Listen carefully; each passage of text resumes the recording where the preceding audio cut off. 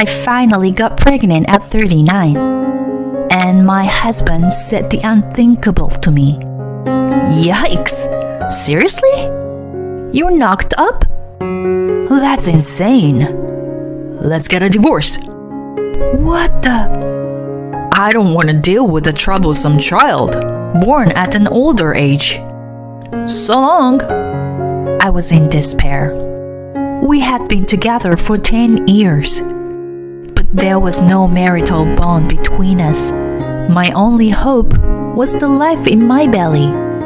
I was going to do whatever it took to make the child happy, even if I was alone. I vowed to raise it with lots of love and care.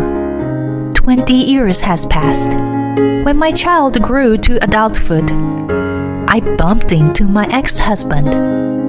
There was a woman who was disproportionately young and beautiful by his side.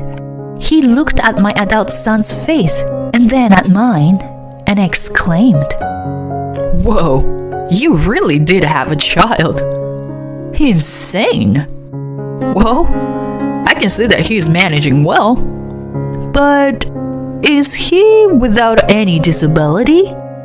After all, you're still a caregiver, right? How pity." His never-changing abuse remarks came out. My gut boiled. But before I could slap him, I noticed the woman beside him turn pale. "Shut up! Stop talking now!" "What the hell? Don't you know who he is?" "Huh? No." "My name is Emily. I'm a single mother of my son. I had dreamed of one thing before my marriage: have a happy family with a husband and kids. I didn't mean to wish for anything grand. A kind husband and a handful but loving children. Maybe two. It had been my dream for many years to fulfill my simple wish. I had no major drama in my life.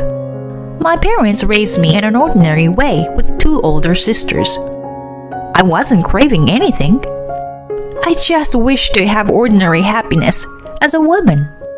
My husband and I were both 29 when we got married. It was an office romance, which led to his proposal to me. I am more of a square-headed, stubborn person, and he is more carefree. We were seemingly ill-matched. But to me, his spontaneous personality was very appealing at the time. He had something I didn't. I was also a little impatient being about to turn 30. After we were engaged, we spent picture-perfect days from meeting each other's family to the wedding and honeymoon. I had no doubt that my wish would come true, but reality didn't work out that way. "Are you pregnant yet?" Andy asked me in our bedroom a year into our marriage. I felt a sting in my heart. We were open to having children from the beginning of our marriage. Not only was it my dream, but his intention was to have them as soon as possible. The fact that he once mentioned it would influence his career bothered me a bit. But he was positive about it, at least. We never missed an opportunity, even if the pace was a bit overwhelming. Still, there was no sign of conception in my stomach. "Maybe there's some problem with you." "That's something I'll have to look into properly." "If you say that, you've got to help out too. Whether or not we have a baby is both of our responsibility." "Are you saying I got a problem?" "No way. It can't be me." "I'm not saying that." "Isn't it usually an issue on the female side? If you're going to the hospital, make sure you get checked properly. I can't last long if I have to keep shooting like this for nothing." "Don't say it like that." My heart sank at his vulgar remark. We had no idea which one of us had a problem at that point. Yet, he sounded like he'd already decided that it was my fault. He blamed me because I couldn't conceive like average women. I was driving myself crazy and was slightly neurotic. I went to the hospital numerous times, but the doctor couldn't find anything obviously wrong with me. When I told Andy this, he reluctantly went for a checkup as well. But both of us turned out to be fine. Eventually, it was determined that the cause was unexplained infertility, and we subsequently proceeded with combined treatment, including timing therapy. Having to go to the hospital so often to estimate ovulation dates was stressful for me. Also, it was very uncomfortable to act upon it after being urged that those days had a good chance of insemination. I felt like a robot. Andy didn't seem to mind and never showed any care when I was down after our time together. Around that time, he often used his busy work schedule as an excuse and started to be more absent-minded while with me.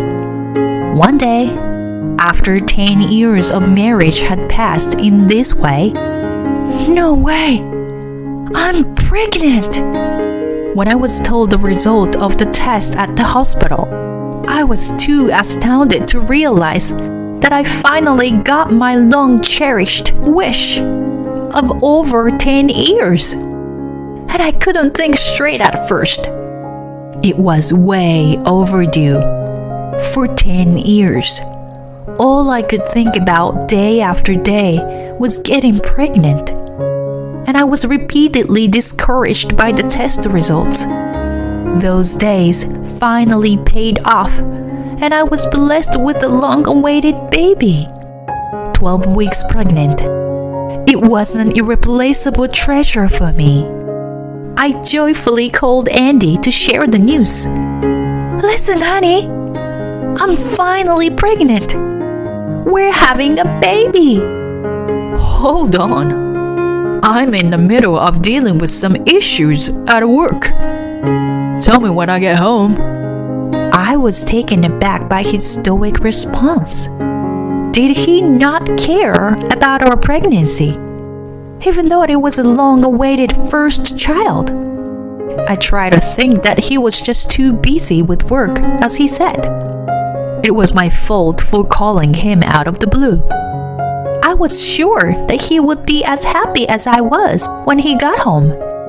But when he came home, he puzzled me with an unexpected question.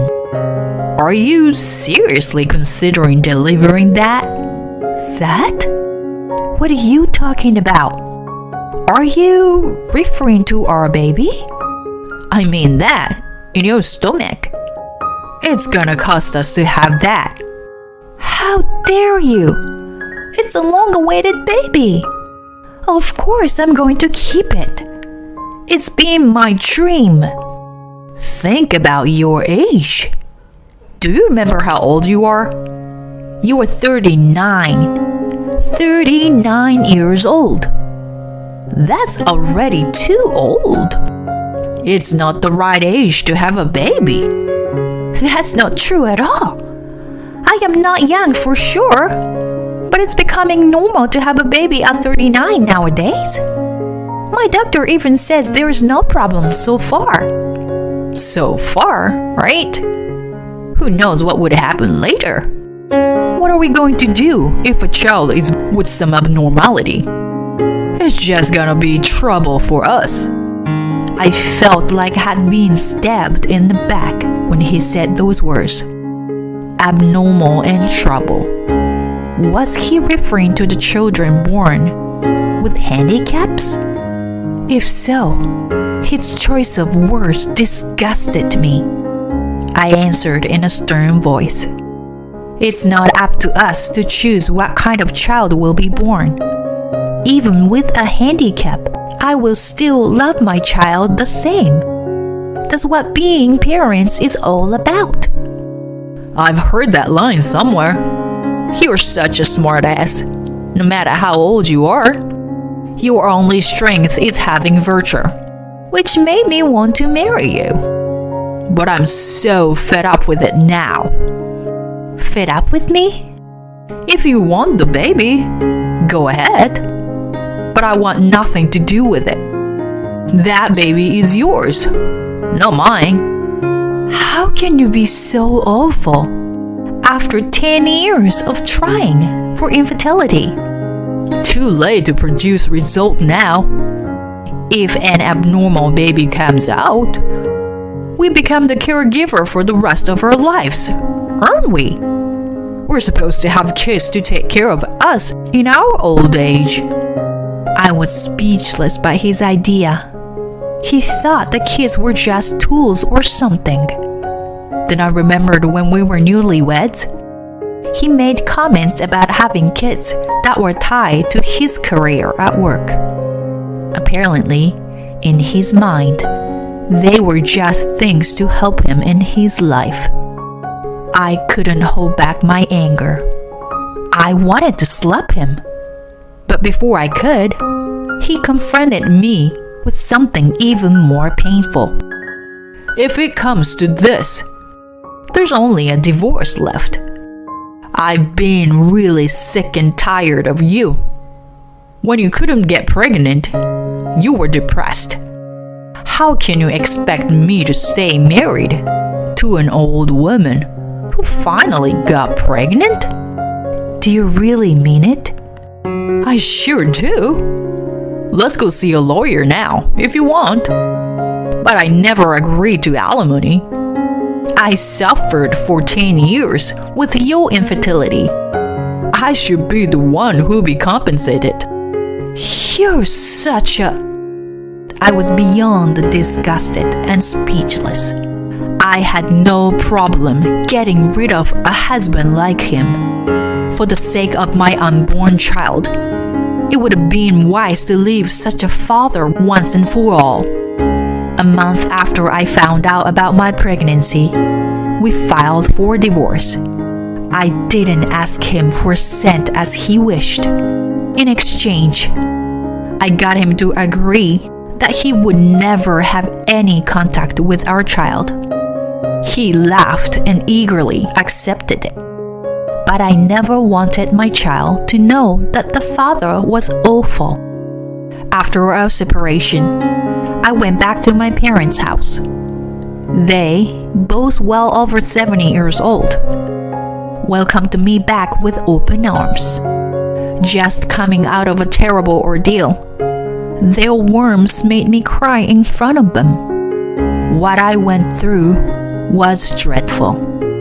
I wailed, clinging to my parents, but I never forgot to be strong from then on. It was a duty of a mother. I promised myself that no matter what kind of child was born, I would make sure that he or she and I would be happy together. Then, a long time passed, 20 years after the divorce. My son Terry grew up without a problem. Andy's concern was unfounded. Terry was born in perfect health. Rather, he was too good to be my son. He had done well academically since he was little. And when it came to athletics, he was as good as anyone in his grade. He was also humble and didn't let those things get to his head. I love that about him most of all. No matter how capable a person was, it didn't matter if his character was crooked. I was so relieved that he wasn't like his father in that regard. He considered going to college, but there was something he was passionate about and chose to go straight to work. I felt a little disappointed, but I decided to quietly watch him do what he wanted to do. He was determined, and I had no say in it. If he happened to stumble, only then can I reach out to him. I had never needed to worry about him in the past anyway. 2 years after he started working, I was out shopping along with him. who was 20 years old and all grown up. My birthday was coming up soon, and he was going to buy me a present. You've been nothing but caring and supportive to me. I was easily moved to tears by his words. I was sure he had some hard times in his life, coming from a single-parent household. He did not show it and grew up very happy. So much so that I couldn't think of a better gift. Hey, Emily. It was then that I heard an unexpected voice. I ran into a familiar face at the entrance of the mall. The shivers ran down my spine when I saw Andy, still smiling in that same leering way after 20 years. There was a young woman I wasn't familiar with beside him. What the heck? Your little bastard is still alive and well. As soon as he saw Terry's face, he aloofly blurted. At that point, I thought about punching him in the face, but I held myself back because I was in panic. Above all, I couldn't let Terry see such a disgrace. You still look as gloomy as ever. You haven't seen me in 20 years. Why can't you try to be friendlier? I know you can't do that, which is why I left you. I have no recollection of being left by you. I was the one who gave up on you. That's why I've never reached out to you in 20 years. That's what's so dreary about you. Well, I've changed a lot since then. I have a new wife and a kid who's about to start college. You have a very young wife. Wonder how you fooled her. Don't be jealous, Emily. Can't help it, I'm popular, right? My wife Susan and I got married when she was 25. It was right after our divorce was finalized. So, 19 years ago. I'm still thriving at night. I don't want to know such a nasty thing. Remarry or whatever. Not my business. You've been irrelevant to us anyway. Hey, don't be like that. I do sympathize with you. It must have been hard to raise him on your own. On top of it, that kid is a failure. Does he still need nursing? Or can he at least change his own diapers? How dare you? I lost my patience and was on the verge of throwing the bag at him. It was Terry who stopped me immediately. Even after hearing his father's harsh words, he remained resolute. Calm down, Mom. Don't take anything this guy says seriously. As you said, we have nothing to do with him. Oh, a failure can speak properly, can't you? Who told you to say things like that? Your doctor? Maybe your nurse? Don't bother us anymore. And don't you dare come close to my mom. If you ever bring any harm to her, there will be consequences. What a joke! What can a boy like you do against me? You are a failure from birth. I'm a police officer. When Terry told him, he clearly became agitated. Terry went into the police academy right out of high school. He wanted a job where he could help people. That was the path he chose, instead of going to college. He had graduated from the police academy and was on duty at the local precinct. It may have come as a surprise to Andy, but even more surprised was Susan, who stood quietly beside him, listening to the conversation. She was holding her mouth and pointing her finger to Terry's face. Her fingertip was trembling. Police officer? He can't be. Are you my father's? What the hell are you saying, honey? This bastard sure can't be connected to your father. You're in trouble. Don't cross him. You could even lose your job. Calm down, honey. What are you suddenly... She dragged Andy by his arm, regardless of his inability to get her point. And they kept walking away from Terry and me. Andy's confused expression until the end made an impression in my head. I too had no idea what just happened. Susan seemed to suddenly run away from us as soon as she recognized Terry's face.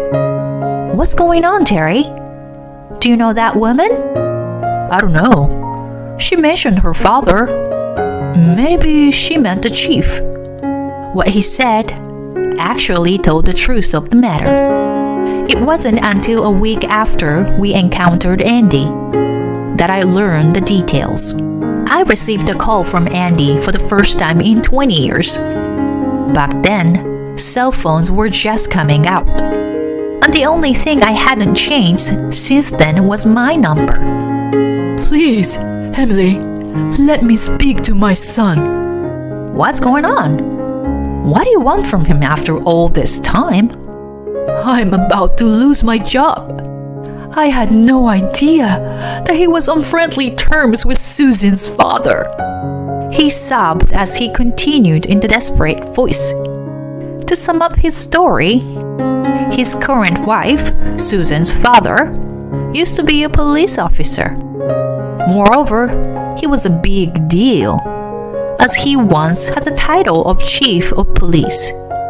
There was a newcomer whom the former chief had a great deal of interest in, and that person was my son, Terry. Soon after he was posted, he took credit for catching an arsonist. He became a well-known local police officer early on that caught the former chief's attention, and Terry was taken care of both at work and private by him. Of course, I had heard about this from his before, but I had no idea that the former chief was Andy's father-in-law. Furthermore, according to Andy's story, the former chief was even planning to set up a marriage for Terry and make him a son-in-law out of love for him. The former chief had a granddaughter in college, and it was an open secret among the family that he would be perfect for her. Of course, he didn't hear that much. I heard my father-in-law is very fond of Terry. He found out that I dumped you guys 20 years ago from the instant the other day. He's outraged now. The old man is long retired, but he hasn't changed since he was a hardcore police chief. I'm sorry to hear that. So what are you trying to achieve by talking to Terry? I want him to talk to my father-in-law. I'm in a position to get a job from him. A job for the security company, you know? Cops have strong connections to each other, don't they? If I get on his bad side, I'll lose my job. That's your own doing, isn't it? That's how little trust he had in you, to begin with. If you were recognized as a decent person, your son's story wouldn't cost you your job. Don't say that. My wife is also very upset when she found out about Terry. She asked me how I could behave like that toward my son. She was the one who told her father, if things continue like this, my wife will leave me too. She's making a wise decision. Because you could be like that with Terry. You might eventually do the same to her child. What goes around comes around. Why don't you just gracefully remove yourself from the equation? Hey, if that happens, would you mind if I live with you at your place? I can't live alone. It's too lonely to be alone in my old age. I'll take good care of Terry too. Too bad.